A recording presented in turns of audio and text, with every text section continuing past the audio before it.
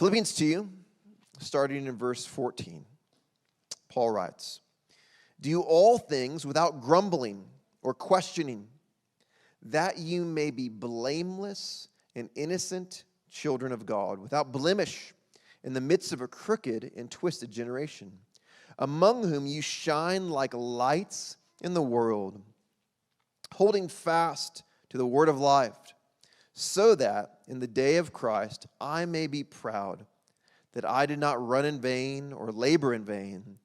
Even if I am to be poured out as a drink offering upon the sacrificial offering of your faith, I'm glad and rejoice with you all. Likewise, you also should be glad and rejoice with me." This is the word of the Lord. You guys can have a seat. Thank you, Josh. All right. Good morning, Flourishing Grace. How are you? My name is Benjer. If we haven't met yet, I'm glad to meet you. There's a difference between having a plan and putting it into practice, right? Let me prove this to you. How many of you have ever thrown away a to-do list that only had like one or two things marked off? You just like gave up and you threw it away. Anybody ever do that? Yeah? If you're not raising your hands because you don't do to-do lists, all right? That's what I know about you. How many of you, this is personal, I know, how many of you have canceled a gym membership after going one or two times? Yeah? Okay. Some honest people. Love it. This one's personal to me. Jennifer and I, at the beginning of every month, we kind of lay out a budget for the month and where we're going to spend money, and we make a plan. And the financial software we use, as you go throughout the month, each category that you have laid out, if you've underspent in that category, the bar shows you as green, but if you go over that, it becomes red. And sometimes we get to the end of the month, or we get 3 weeks into the month, and we sit down for a checkup, and we look at our budget, and it is all red, and we just say, this really has come out of our mouths. Let's try again next month, shall we? Like, there is a difference between between a plan and putting it into practice. And this is just a thing. This is true whether you're a follower of Jesus or not. This is something that you know is true about life. And this is what we're going to talk a little bit about today. To kind of lay the groundwork for that, I want to back up over the last couple of weeks. We've been, as John and Josh mentioned, we've been in a series called Indestructible Joy. And what we have been doing is we've been walking through this letter that Paul wrote. He was in prison at the time, that he wrote to the Philippians. At the very beginning, the first week of the series, we looked back in Acts, and we saw kind of the first day that Paul showed up in Philippi, and now he is writing to this church that has grown. There's a community of followers of Jesus, and Paul is writing to these people. In the last couple of weeks, we have seen, really backing up to the beginning of chapter 2, really at the end of chapter 1, Paul has begun saying, okay, these are some of the things that you need to keep in mind. These are some of the things that you need to do. And as we've seen, Paul kind of begins and talks about what it means to be humble, to look to somebody's interests rather than your own interests, what it means to be unified in that. But the centerpiece, as Paul gets into it, really is Jesus himself. 2 weeks ago, Pastor Josh, who was just up here, walked through that section. It's a beautiful section of poetry, especially right there in the middle, about who Jesus is and what he came to do for you and me, that he didn't consider equality with God something to be grasped, but he emptied himself. And he humbled himself to the point of death, even death on the cross. And that was for you and me. And this is really the center point for Paul. He said, okay, these are the reasons why you should do what I just talked about. And then coming out of that, last week, Josh Gardner, and maybe this is like your third week, and you think, well, I heard Josh preach the last 2 weeks, but I think they were different Joshes. They both had beards, but they looked different. Yeah, they were both different Joshes. Josh Gardner walked through what it means to work out our salvation, as Paul puts it, with fear and trembling. And it's really important to note that Paul doesn't say to work for your salvation, but to work it out. Really, God has saved us through Jesus, but he continues to do something in our life. And as a response to what Jesus did for you and me on the cross, if you're a follower of Jesus, how he purchased you by dying on the cross for you, we seek to have God transform us and to work in our lives. And last week we read that it is God who wills and works in us for his good pleasure. It is God doing it in us. We surrender to him, and he does it for his good pleasure because he delights in us. It's not something to clean us up so that, okay, you got to clean yourself up, and then maybe, I'd like to be with you. No, God loves us, and because he loves us and he saved us, he continues to work in our lives to will and work for his good pleasure. There's something God is doing in us. If you are a follower of Jesus, God just didn't leave you there on the day of your salvation when you came with your need and your brokenness and your sin, and you laid it all at the cross of Jesus. He's okay, that's great. We're just going to kind of leave you there until eternity. God is doing something in your life because he delights in you. It's for his good pleasure. Now, the thing about the last couple of weeks is I've seen a lot of head nods because there's a difference between a plan and putting it into practice. Now, we don't get real vocal around here. Like, there's not a lot of amens, but sometimes if somebody here really gets really excited, you might get that kind of grunt, right? Yeah. I've heard a couple of those. Because it's beautiful. Thank you. Because it's beautiful. It is beautiful to hear about what Jesus did for us on the cross and what that means. It's beautiful to realize because God delights in me. He's not trying to dress me up so that one day I could come to him. No, he delights in me, so he's working in me. Right? There's a lot of head nodding. But there's a difference between a plan and putting it into practice. And sometimes we leave it at the head nod, right?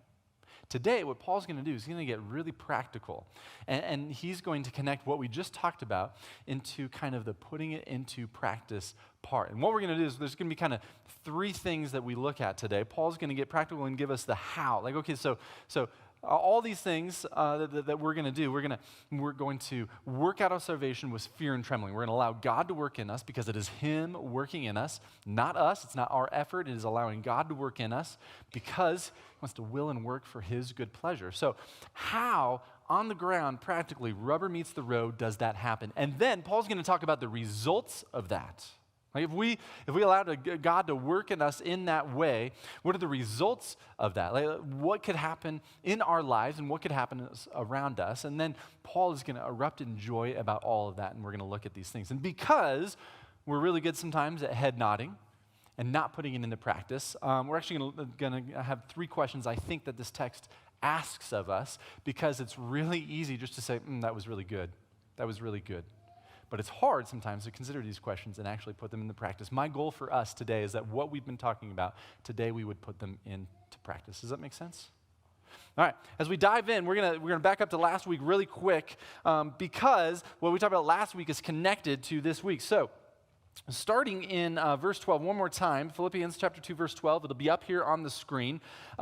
This is what Josh Gardner read and preached through last week. Therefore, my beloved, as you have always obeyed, so now, not only in my presence, but also much more in my absence, work out your own salvation with fear and trembling. Remember, this is not earning it. It is coming to Jesus. It is being obedient to Jesus and his teaching because he loves us, and we want to reciprocate that with our love, and we do that through obedience. For it is God who works in you. You don't have to come up with this on your own. It is God who works in you, both to will and to work for his good pleasure. And then Paul gets practical. Okay, Paul, what do I got to do? I got my notebook out. Church attendance. Do I have to go to church like maybe 3 times a month? Okay, every day. Okay, every week. That's great. Maybe there's some Bible reading. That's really good. Bible memorization. There's a preacher on the stage, and so probably somebody's going to ask for money at some point in time. Like, what is it? What do I need to do to actually put this into practice on the ground? And Paul says this in verse 14. Do all things without grumbling or disputing. That's what it says. All right, so this is good, but if I'm honest, as I read this, I just went on a road trip with my kids. Apparently, fall break, you take your kids on a road trip, and it was a great road. We saw a lot of things. Probably wasn't as cool as Yosemite, but it was pretty fun. I love my kids. I love hanging out. But you know what made it a really great road trip, if I'm honest? And maybe this is just me as a bad dad. I'm sorry. My kid's in here. Sorry, Sammy. Me as a bad dad, maybe this reveals something, that the thing I liked about it is my kids did a great job. They didn't grumble or complain or really fight with each other too much, at least less than they normally do. Like, it was really good. This seems like advice a dad would give on a road trip. Just do all things without grumbling or disputing. Don't argue, right? Don't complain. Now, this is good advice, and what we have to keep in mind is that Paul, as we back up, Paul says, do all things, and certainly this applies to all situations. But when Paul says do all things, we'll see him do this again in chapter 4 when he talks about doing all things. What he really is talking about, what he has in mind, is especially what we just talked about before. Work out your own salvation with fear and trembling, for it is God who works in you, both to will and to work for his good pleasure. As you allow God to work in you, do all things without grumbling or disputing. Now, what Paul has in mind as he talks about this, most likely is the ancient Israelites. If you know the story of the Israelites, when they were in the land of Egypt, they were enslaved in the land of Egypt. They went there because there was a famine, but then they grew, and because they grew in might, Pharaoh turned them into slaves. He enslaved them, and through Moses and through these signs and wonders, God delivers them from slavery out of Egypt. And this is where the Passover dinner comes from on that fateful night, and they escape, and they get to the Red Sea, and the Egyptian army is following them. They don't know what to do, and God does a miraculous work, and the Red Sea parts, and they go through on dry land, but the Red Sea comes back together, and the Egyptian army is obliterated, and God delivers the Israelites. But one thing the Israelites are known for during this time is grumbling and disputing. You see, just a year and a half later from that event, as the Israelites go towards Canaan, which is the land God said, man, I've got a place for you. This is where I'm bringing you. You remember Abraham? I promised this land to his descendants. Guess what? You're his descendants. Like, this is it. I've shown you what I can do. I promised that I would be with you always. I've come with you the entire way. Like, I have not left you. And I've proven this to you.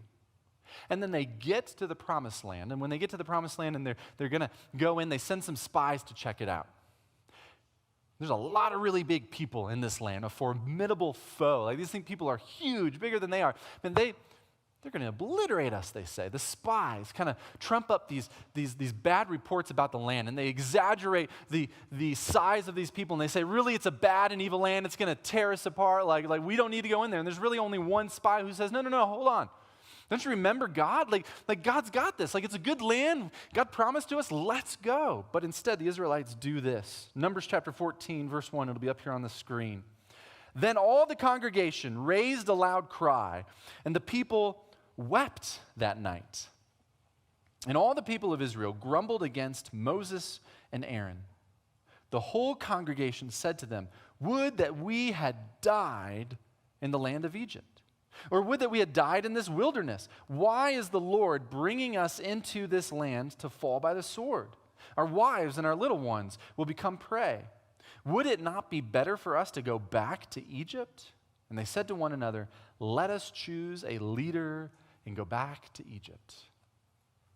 In other words, in spite of all that God has done, in spite of all that God has promised, this is not the way it should go. And they grumble, and it's important that we realize when Paul is saying grumble and complain and argue and dispute, as he's talking about this thing, he's not talking about, man, my day is going poorly.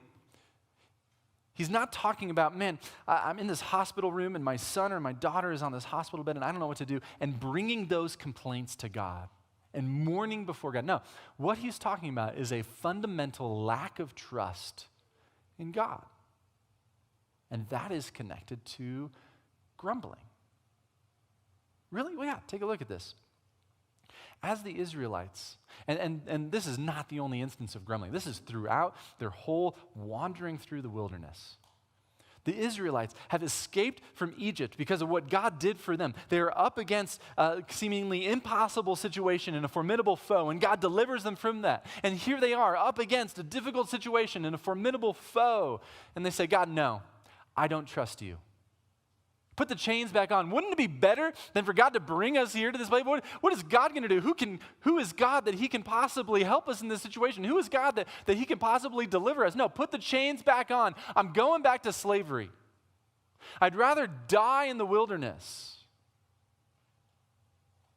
What this is a fundamental lack of trust in God. And believe it or not, this is connected with grumbling and complaining, because this isn't just about, I don't like this situation. Remember how Paul begins this little section. he says to the Philippians, back in verse 12, "Therefore, my beloved, as you have always obeyed, so now, not only in my presence, but much more in my absence, work out your own salvation with fear and trembling. And in all things, do all things without grumbling or disputing."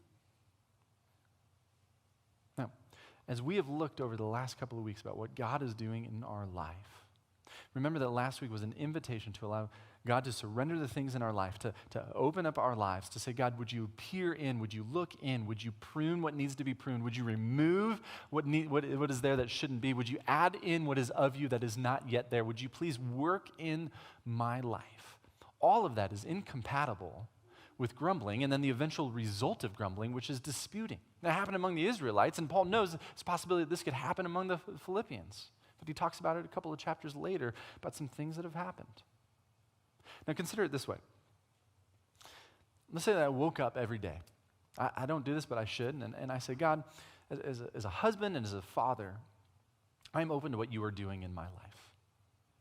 God, I know that there's places where I fall short, so would you give me your eyes to see how I can love and care for Jennifer? Would you open up my heart, and if there's any bitterness there, would you remove that? And God, would you help me confess that? Where there's a lack of patience and love, a lack of a desire to serve, a lack of humility, would you put that in there? God, I'm open to what you have for my life. God, as a father, I'm open to how you want to teach me. God, I want you to grow because I want you to grow me because I know that you are working in me because of what Jesus has already accomplished for me. You are working to will and to work for your good pleasure. God, would you do this? That attitude, that stance is completely incompatible with grumbling and complaining. Now, I want to be very, very clear. Again, this isn't about not questioning. Some of us grew up or maybe experienced a religious situation where it wasn't okay to ask questions, or if something happened that was difficult, you just put on a good face. You faked your way through it. That's not what Paul is talking about here. Remember, when he says grumble, he's talking about a fundamental lack of trust in what God is doing in our life. So it's not that we can't have questions. It's not that we can't say, man, God, I'm confused and I want to bring this before you. It's about trusting what God is doing in our life because that is incompatible with grumbling and then disputing and arguing amongst ourselves. So here's the question for this first section. Are you trusting God as he works in you? As we go back to last week, remember there's a difference between a plan and putting it into practice. As we nodded last week and said, yeah, God saved me and he works in our lives and because he delights in us. It's not that we have to clean up, it's for his pleasure. So he knows where we started, but it's his good pleasure that he works in our lives and he sees that we are different than we were before and that is Jesus himself working in us. Do you trust God as he is working in you? The opposite side of that is grumbling and disputing. And if there's a lot of that going on in your life, then chances are there isn't a lot of trust in what God is doing in your life. And there isn't a lot of obedience to the teachings of Jesus when he says to love and to forgive and to serve and to honor.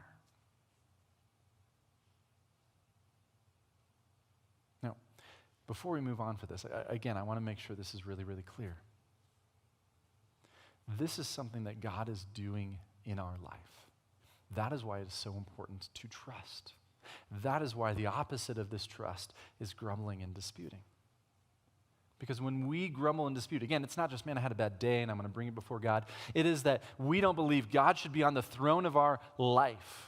We say, God, I could do it different. God brings us up to the promised land. God, I know you delivered me from Egypt. I know you delivered me from the Egyptians. I know you split the Red Sea. I know you've brought me this far. I know you've done these incredible things. Like I was hungry and you made this flower stuff appear on the ground every single morning. Like, God, you've done amazing things, but I've come up against this. And no, I am not going to trust you any further. That's what it means to grumble. That's what it means to dispute. Now, Paul continues working through kind of this illustration of the Israelites. And again, if you know the story of the Israelites, because the Israelites went up against the promised land and they believed the spies and they said, no, I'd rather go back to Egypt. I'd rather die in the wilderness. I'm not going to go in. God says, all right, you're going to wander around the wilderness for 38 years until a new generation, this current generation dies out and the new generation rises up. Maybe they will trust me and I will bring them into the promised land.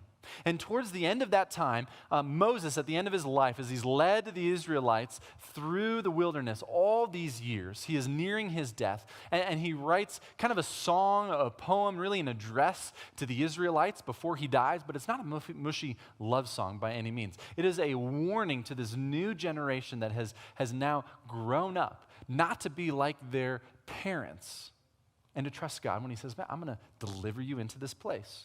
One choice verse is here in Deuteronomy chapter 32, verse 5. Again, it'll be on the screen.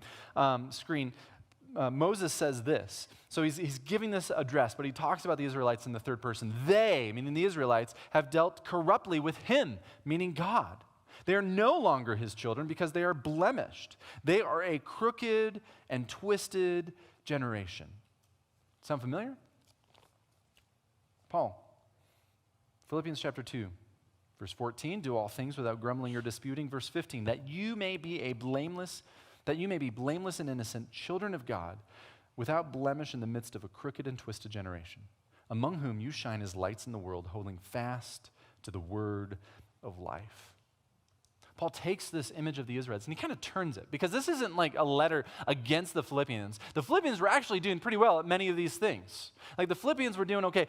Paul takes this and he says, really what the Israelites were doing is they were doing what you see the rest of the world doing today. When he says crooked and twisted generation, it's not just like he's throwing stones and trying to call them names. It's that they are incompatible. They are different than the ways of God. And Paul says you should look different among the rest of the world. When he says that you may be blameless and innocent, this isn't moral perfection. It's not like he thinks they're going to get there this side of heaven. What this is about describing their conduct among those around them who don't know Jesus. That as they allow God to work in their lives, as they trust in Jesus, not only for their salvation, but for their transformation, that they would look different than those around them. And Paul says as he turns it, you're not going to be like the Israelites were, which is how the way the world is. You're not going to be a crooked and twisted generation. Now, among them, you are going to shine as lights in the world. Paul brings up a couple of images here. One of them is going back to the prophet Daniel in the Old Testament, where Daniel talks about what it looks like to surrender to God and be righteous. But also, Paul probably has in mind the teachings of Jesus at this point. And the Sermon on the Mount, in Matthew chapter 5, verse 14, Jesus says this, he's talking in this teaching to his followers, you are the light of the world. A city set on a hill cannot be hidden, nor do people light a lamp and put it under a basket, but on a stand. And it gives light to all in the house. In the same way, let your light shine before others so that they may see your good works and give glory to your Father who is in heaven. Paul says, because of how Jesus is working in you, the result of that is that those around you will see who Jesus is as he works in your life, and they will give glory to him. And the thing is, this isn't one of those situations where you just try to be a good person and then you hope someday your neighbor or your coworker will come up to you and say, hey, psst, come here. I've noticed you're a really good person. I've noticed you're a really good dad. Can you tell me about Jesus? Like, maybe that works out for you. I don't know. But the reason Paul says holding fast to the word of life, this isn't about, man, I hope that one day somebody will notice. No. It's holding fast to the word of life. And this isn't a defensive posture. Sometimes I think we take this in a fortress mentality, like, oh, I got to hold on to this word, and I've got to fight for it. And No. What Paul is talking about is this message of life that he first brought the Philippians. If we read way back in Acts, Josh covered this the first week of this series when we were at the park. That first day when Lydia and the slave girl and the jailer all came to know Jesus because of the word Paul had brought to them. That is the word of life that Paul is talking about, this word of salvation. And we hold fast to this because that is the very reason why anything in us can change, and is the hope that we can bring to those around us who don't yet know Jesus. Now I want to be really careful here. this is not an invitation to hypocrisy. It is easy to read something like this and think, okay, I've got to be good for Jesus, and so people around me can see Jesus and can think I'm so amazing. And when they ask Benjer, why are you so amazing? I can say, well, it's actually Jesus. Thanks for saying I'm amazing, but it's actually Jesus. No, this is not an invitation to hypocrisy. This is not an invitation to fight in the minivan all the way to church and yell at your kids, and then you get out and there's smiles on everybody's faces like, we're just glad to be here. Never happened in my minivan. Now, this is an invitation to be honest about who we are and how Jesus is working in our lives. We can't take this as an invitation to hypocrisy, as if we have to pretend like things are better than they are. This isn't an invitation to say, put on this face that's happy when everything is going wrong. This isn't an invitation to pretend like we're better than we are. However, it's also not an invitation to false humility. It's not an invitation to not give glory for what Jesus is doing in our lives. See, this is how it should look. When you're talking to your coworkers, when you've gotten your neighbor, and you're talking to your one, you can be honest about the stuff in your life that shouldn't be there because you know that Jesus is working on it. And when you're talking to somebody, and maybe you're sharing a little bit, and you say, yeah, this is stuff that like Jesus is working on. But man, I think this is bad. You should have seen me 5 years ago. By God's grace, according to his glory, because of what Jesus has done in my life, man, he has worked a miracle. Friends, I feel bad for my oldest daughter because I am a different dad than I was 14 years ago, honestly, by God's grace. You should be able, when you talk to those around us, you should look different because of what Jesus is doing in your life. When you're at work, you shouldn't strive. It should be different. You should be known as the person who doesn't strive, who doesn't step on somebody else, who doesn't try to take credit for everything that's going on around them, but instead you give credit. Even when it's due to you, you give credit to your teammates around you. You're not striving for that raise. You're not striving for that promotion. You're actually serving those around you. And you should be honest and you can say, man, I'm growing in this area because of who Jesus is. When you got your friends at school and you're in theater or you're in soccer and all these things, as you do these things, you should serve others. You shouldn't step on others. You shouldn't speak poorly about other people. When you're on social media, it shouldn't be all about you. And you should say the reason is because God is growing these things in me. And as we do, we will be a light on the hill. Not because of anything we have done, but because of what Jesus has done in us. Friends, this is not an invitation to hypocrisy. This is an invitation to be honest about what Jesus is doing in us. And so the question is, as this is happening, do people see Jesus working in you? Do people see Jesus working in you? And again, we got to be careful. This is a result of what we just talked about. This is a result of surrendering our trust, surrendering our agenda to Jesus. This isn't, okay, people don't see Jesus working in me, so I gotta fake a few things. No. Go back to step one. If you are a follower of Jesus, allow Jesus to work on you. Work out your salvation with fear and trembling because God delights in you. He is working in you. It is not your effort. It is not your power. It is him working in you. And as that happens, do people see Jesus working in you? Because they should. They should. It should be different. And this is Paul's hope for the Philippians. That not only would God work in them, not only would they be faithful, would not only they hold on to the word of life for themselves, would not only that they endure, but in their enduring, in their obedience, in their faithfulness, that Jesus would be known as the King of Kings and the Lord of Lords in their lives and of the universe. That is Paul's hope. And in light of that, Paul then goes on to this joyous proclamation. Paul says, verse 16, holding fast to the word of life, so that in the day of Christ I may be proud that I did not run in vain or labor in vain. Even if I am to be poured out as a drink offering upon the sacrificial offering of your faith, I am glad and rejoice with you all. Likewise, you should also be glad and rejoice with me. Paul's not getting braggy here about, hey, look what I did. Paul is saying this, listen, when I get to eternity, when I look back on the other side of eternity, when I'm finally with Jesus and I look back, I want to look back on your life, Philippians, and I want to say, it was worth it. I did not labor in vain. Not just because you came to know Jesus on that first day, not just because you surrendered your life to this Messiah who humbled himself to the point of death and death on the cross because he loves you, but you allowed him to work in you, and you did these things, and as you allowed Jesus to work in you, other people saw Jesus, and they came to know him. Paul says, I want to look back, and I want to rejoice on that day in what God is doing in your life. And what's really cool is as we step back from this letter, as we step back on the life of Paul, and we look at the whole kind of spectrum of time from the point when Paul first had an encounter with Jesus, and Jesus saved him on the road to Damascus. This is incredible. You go back to Acts chapter 8, chapter 9. Paul, I wonder sometimes as he writes these things, Paul himself, before he traveled from town to town, starting churches, telling people about Jesus, beginning these communities of followers of Jesus, he went from town to town, arresting followers of Jesus and overseeing their execution. And then he has this encounter with Jesus on the Damascus road, and he is blinded, and finally he sees Jesus for who he is, and he surrenders his life to Jesus. And as he begins to tell people of Jesus, man, the Christians don't want anything to do with him. Like, no, that's Paul the murderer. They're not praising God at that point. Like, who is it? No. This is a trap. This is the same guy. Like, his name was Saul, now it's Paul. I don't understand. It's the same guy. He murdered Christians. In fact, Luke puts it this way when he writes about Paul at the very beginning, when he saw in Acts, he was breathing murderous threats against the disciples of the Lord.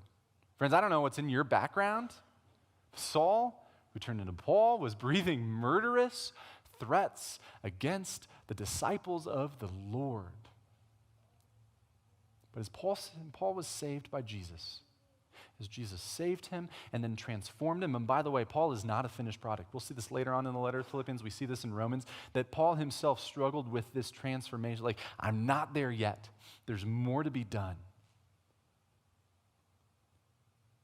I wonder what Paul, looking back, as he imagines himself looking back across the years from eternity, as he has given his life to Jesus and surrendered to Jesus and been transformed, and as he has allowed himself to be poured out his life for people like the Philippians, so that as he once was saved, transformed, and in doing so told people about Jesus, now the Philippians who have put their trust in Jesus would continue to endure, would continue to trust Jesus as he's working in their lives, showing trust, not complaining, not sitting on the throne of their lives, but allowing Jesus to sit on the throne of their lives. And as they do that, shine like lights in the world.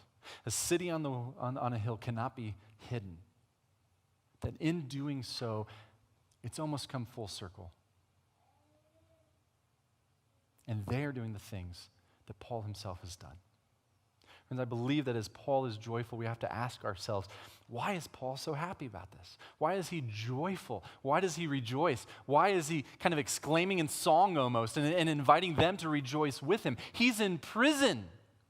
He is in prison.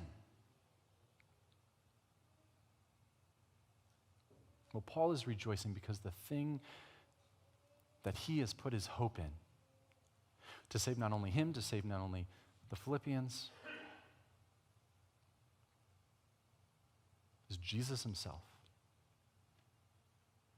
And Paul, from that day on the Damascus road, decided to pour out his life for the sake of Jesus. Not just that he would be obedient, but that others would know him. So the question is this for ourselves, like, what are you pouring out your life for?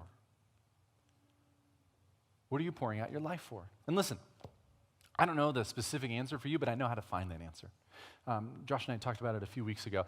The answer to this is really the thing that brings us the most joy, or that we think will bring us the most joy. And for you, that's the things that you spend your money on.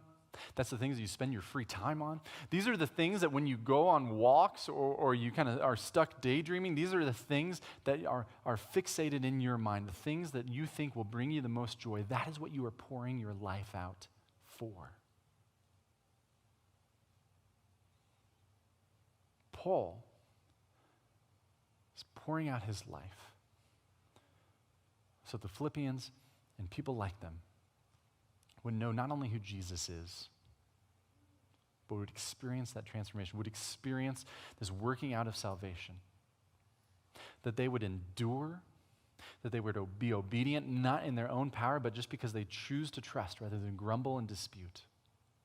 And from that, remember, that is where the rubber meets the road. There's a difference between a plan and putting it into practice. Putting it into practice is submitting to Jesus alone, trusting him alone, not just for our salvation, but as he works in our life. And the result of that is that we would shine like lights in the world, not because we are anything, but because Jesus is working in us. And as we rejoice as Paul does, we pour out our lives to that end.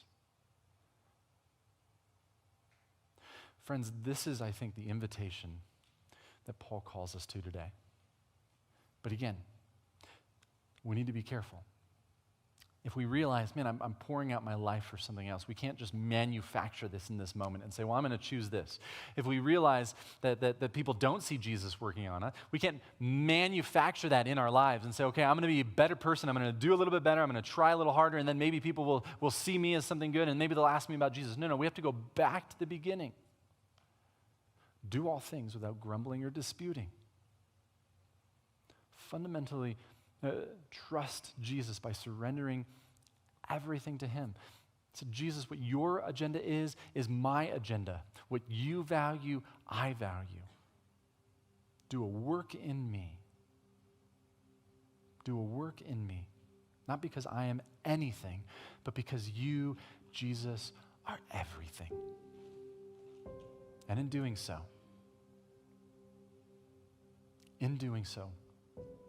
by your conduct, by how Jesus is working in you, we'll be a city on a hill.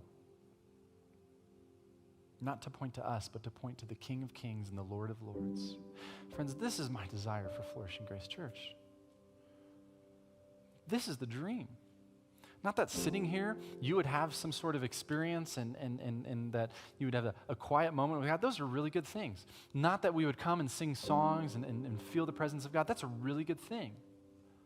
But God, as he works in us individually, and as he works in us together, that in our obedience, as we leave grumbling aside, as we put Jesus back on the throne of our life, that disputing would end.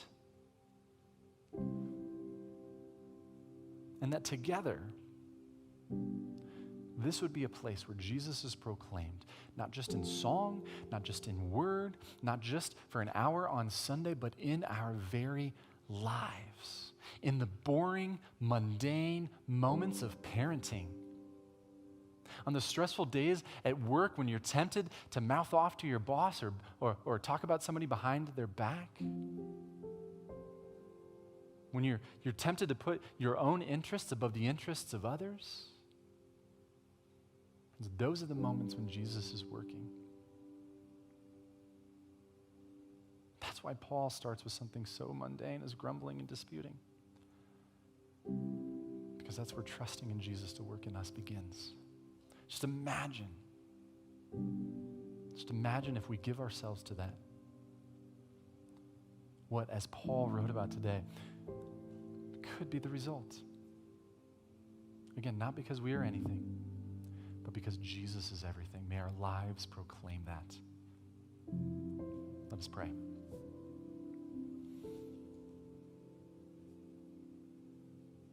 God,